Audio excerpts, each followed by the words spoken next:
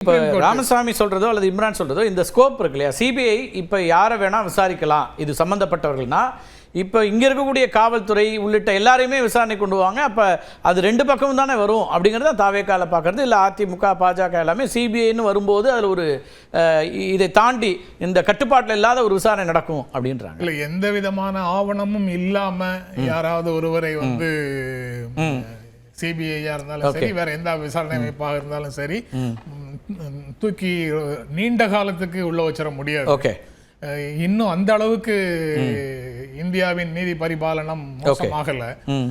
இங்க அங்கங்கே வந்து நியாயமான குரல்கள் கண்டிப்பாக கேட்கத்தான் செய்யும். அதனால அந்த மாதிரி எதுவும் ரெண்டு பக்கத்தையும் பாதிக்கக்கூடிய அளவுக்கு வரும் அப்படின்னு சொல்றது வந்து சரியானதாக நான் நினைக்கல. ஆனா உச்ச நீதிமன்றத்துக்கான அந்த அதிகாரத்தை கொடுக்கறாங்க. ஆனா அந்த உச்ச நீதிமன்றம் இது, அதாவது சிபிஐ விசாரணைக்கு கொடுக்கிற அதிகாரத்தை யாரும் கேள்வி கேட்கல.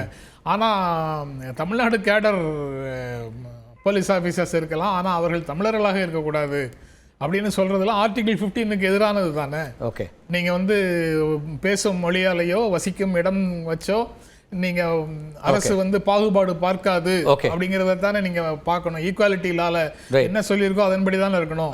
ஆக அதற்கு விரோதமாக எப்படி ஒரு கிளாஸ் போடுறாங்கிறது ஒரு கேள்வியாக இருக்குது. பட் ஆனால் இந்த வாய்ப்புகள் எதுவுமே இப்போ உச்சநீதிமன்றத்துக்கு முன்னாடி இப்போ எதுவுமே இல்லையே. விசாரணை தொடங்கும் போது விரைவில் இதை நீங்கள் நடத்துங்கன்னு உச்சநீதிமன்றம் சொல்லிடுச்சு. அப்போ கமிட்டி ஃபார்ம் பண்ணுவாங்க, விசாரணைகள் நடக்கும். இதுதானே இப்போ இருக்கக்கூடியது. விசாரணை நடக்கும், ஆனால் இது இறுதி தீர்ப்பும் இல்லை. இறுதி தீர்ப்பும் இல்லை, இது இடைக்கால. சார் இதெல்லாம் இல்லை சார், நீங்கள் ரொம்ப டூ டெக்னிக்கலாக போகிறீங்க. இப்போ பிரச்சனை பொலிட்டிக்கலாக எலெக்ஷன் நேரம் அவங்க இன்ட்ரீம் ஒரு ஆர்டர்ஸோ இல்லை தீர்ப்போ அல்லது ஒரு விசாரணையினுடைய ஒரு அறிக்கையோ டிசம்பர் ஜனவரியில் வந்து என்ன பண்ண போறீங்க அப்படிங்கிற ஒரு கேள்வி இருக்குல்ல.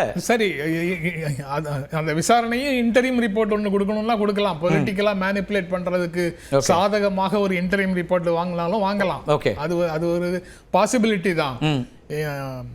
ஆனா அதே சமயத்தில் இன்னொரு பாசிபிலிட்டி இந்த பக்கத்துல இருக்குல்ல.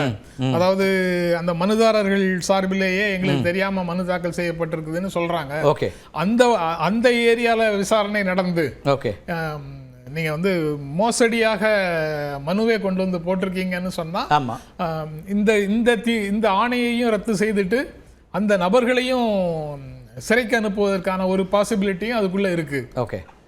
அதனால அப்படித்தான் பாசிபிலிட்டிஸ் அதிகமாக வருதே தவிர தமிழ்நாடு காவல்துறை இதுக்குள்ள வந்து அதிகபட்சமாக பாதுகாக்க தவறிவிட்டீர்கள்னு சொல்லலாம்.